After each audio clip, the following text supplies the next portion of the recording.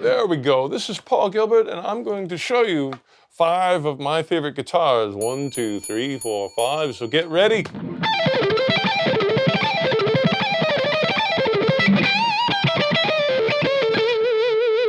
All right, well, this one I have in my hands right now, the purple Fireman. I really love this one. Now, one thing that there's in the world of guitars, sometimes people will relic their guitars, which I think that's cool. I mean, it's like an old pair of jeans. And this one is relicking really fast because we decided to put the slide magnet without any pickguard on it. So every time my slide goes back, you know, a tiny little piece of paint chips off. And after about 2 tours, you know, I'm starting to have a pretty good scar on it. You know, all the legendary Steve Ray Vaughan's guitars always beat up, and, you know, Eddie Van Halen's got scars all over it. So it's sort of nice to have scars that came from real use. I've got pretty big hands. And although I love the stock one, this is a custom shop one, and the neck is actually bigger, which is horrifying for most people because, you know, they pick it up and they go like, it's just unplayable. The stock Fireman is still baseball batty, but I think it's a little more, people with normal sized hands can still get around it.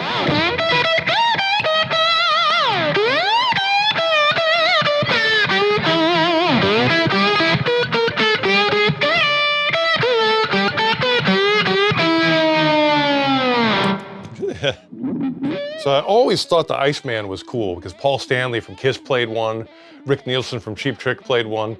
That's enough to be cool. You know, in the 90s, I had one of these, inspired by those guys. And then one day I thought, like, well, what would happen if you turn it upside down? It almost takes on kind of a Rickenbacker quality. Similar shape to like the Rick bass with that big upper horn. And that's nice because it makes the guitar balance really well. And so this was the first one that Ibanez made for me. And I was really surprised how good it felt. And they're, you know, they do smart things, like they put a contour, you know, in my Photoshop thing, I hadn't thought of details like that. And so that was the beginning of the Fireman. And initially I just called it a reverse Iceman. And then actually somebody wrote in on my email address that I post on my website, and he said, like, you know, it's the opposite of an Iceman. You should call it a Fireman. And I was like, oh, what a great idea. So, you know, I think he was from Ohio or something. You know, thank you.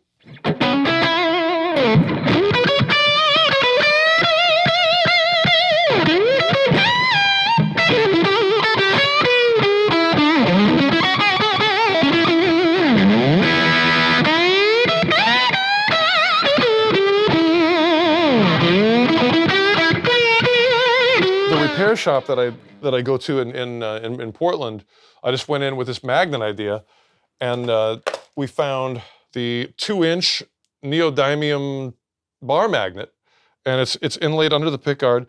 And like the closer you get it to you know, whatever you're magnifying it, the stronger it is. So my tech had the idea to kind of notch it out. So and also, you know, we were concerned about it sliding. Turns out if you've got something this shape, it doesn't slide.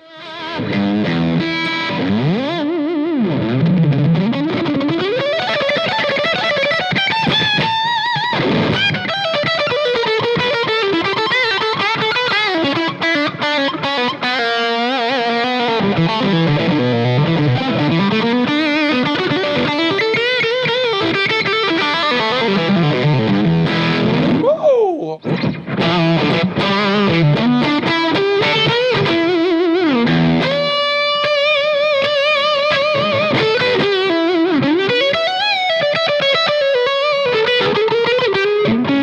Play better than that too. This is what happens when your mom comes to visit for a week and you don't play guitar at all.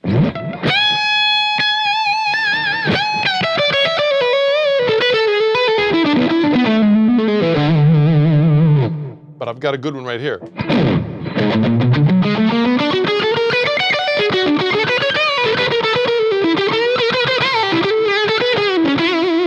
All right, this is the Kicksui. And Kicksui is a brand of Japanese sake. And I just thought it was the coolest looking bottle. You're just like, you want a cool looking pedal, you want a cool looking bottle of sake. It's blue, as you may have guessed. And I just took all the design elements from the sake bottle. It had, all these logos and the little watery swirl and the rays of the sun. And if you look very closely, the knobs are the bottle caps.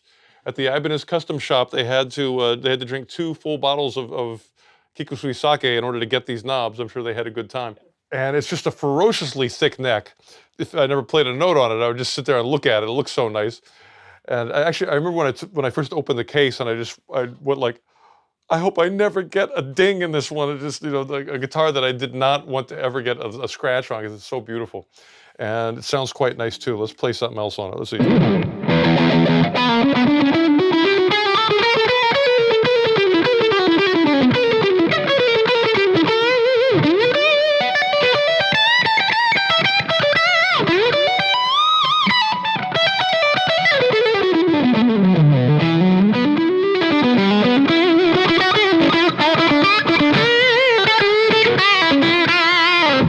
And it looks so cool. This would probably be the only guitar that I never put a slide magnet on.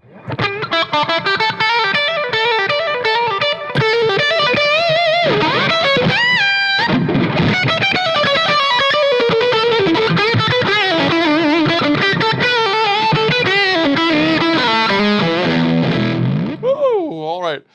When I was a kid, I never had a DiMarzio X2N pickup. But I would see them and I would think, what would that be like to have like the world's most powerful pickup? This is one of my favorite PGM guitars. It's a signature model PGM. And it's got a thicker neck than most of them. And there's no whammy bar, and the wood is a nice wood, and it's just always one of the best sounding ones. One day in Photoshop, I thought, I wonder what that would look like with the X2Ns. But they sure look good. They just look really cool, and they are like ridiculously powerful. It's almost like somebody put another distortion pedal on my board, and it's on all the time. And besides that, I also have what I call the squid arm slide magnet, where it just looks like a bunch of suction cups. That's starting to get relicked a bit, and that's a strong one. But so you can do circles, the discs as well as the bars.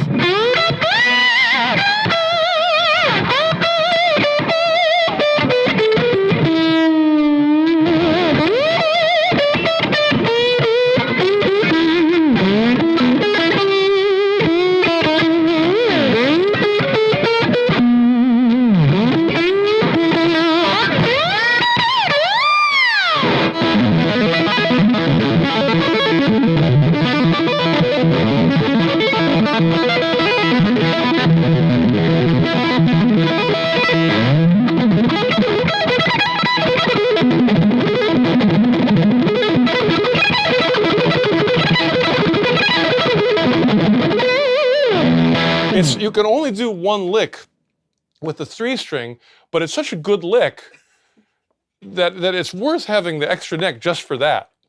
And I just tune the 3-string in octaves, and then anything that will work on one string, like if you do a major triad, then it's the same frets on each, and then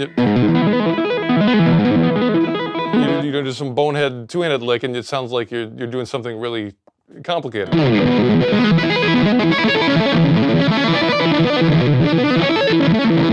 The funny one I did was I did the 2 weeks in the 90s when I was famous was from a song called "To Be With You," which is acoustic. I'm the one who wants to be with you, and I did my own version of it with my solo band, where I took those chords, and I did it like, deep inside I hope you'll feel it too.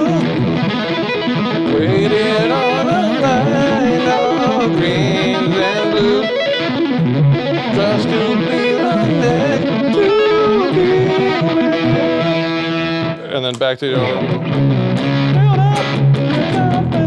So it's sort of my heavy metal shred version of "To Be With You," courtesy of the magic of the 3-string.